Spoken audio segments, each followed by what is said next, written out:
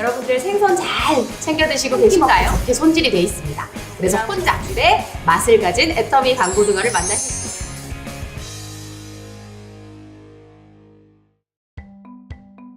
반갑습니다. 애터미 전문 큐레이터 이하연입니다. 여러분들 생선 잘 챙겨 드시고 계신가요? 생선 챙겨 먹기가 참 쉽지 않아요. 손질부터 비린내, 그리고 먹고 난 후에 그 잔여물 처리까지 참 번거롭습니다. 그 번거로운 과정을요, 애터미가 다 해결해 드릴게요. 한 번 맛보면 무조건 재구매로 이어지는 마성의 애터미 강고등어입니다. 한 달에 5만 세트 이상 꾸준히 팔리고 있고, 특히 추석, 설날, 명절 전후로는 판매량이 2배 가까이 늘어나는 애터미의 대표 상품입니다. 품질이 좋지 않으면, 맛이 좋지 않으면 이렇게까지 꾸준히 오랜 사랑받기가 힘들 텐데요. 오늘 어떻게 만드는지, 그리고 어떻게 활용하실 수 있는지도 하나하나 보여드리도록 하겠습니다.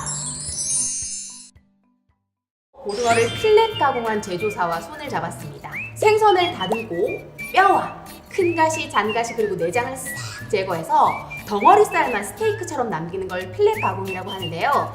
요즘 와서야 이런 제품들을 정말 쉽게 보실 수 있지만 오래된 만큼 노하우가 정말 남다릅니다. 다 하나하나씩 개별 포장을 해드려서 딱 한 끼 먹기 좋게 손질이 되어 있습니다. 그래서 혼자 혹은 둘이 사는 자녀를 두신 우리 어머님들에게 정말 강추드립니다. 특히 진공 포장과 동결 냉동을 해놓았기 때문에 쓰레기라고는, 먹고 나서의 잔여물이라고는 이 포장지 하나뿐이니까 더 간편하죠? 아무리 요리하기 간편하다고 한들 품질이 좋지 못하면 선택당하지 못하고 외면받겠죠. 국내산 고등어가 아니라 노르웨이산 고등어를 사용했습니다.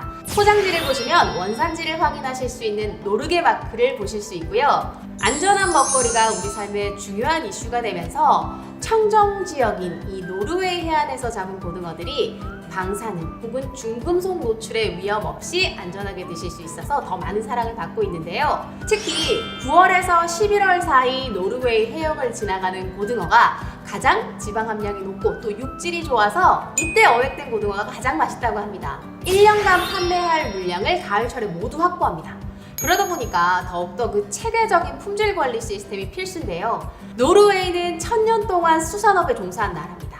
그래서 정부 차원에서 품질 관리를 굉장히 체계적으로 그리고 엄격하게 합니다. 거의 잡히는 즉시 동결 냉동을 하기 때문에 언제 구매하셔도 동일한 품질의 맛을 가진 애터미 강고등어를 만나실 수 있습니다.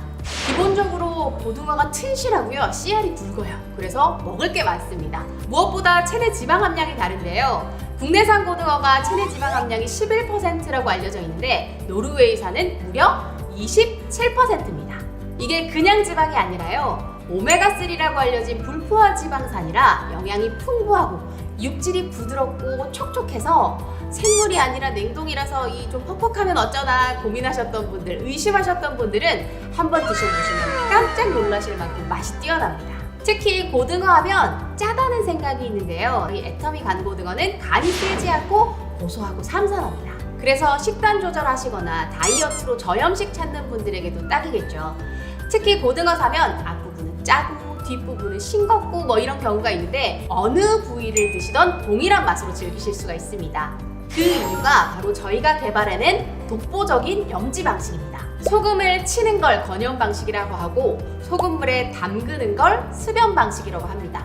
일반적으로 수산물 가공에서는 수산물의 맛과 육질의 퀄리티를 높이는 수변 방식을 많이 선택해서 가공을 합니다.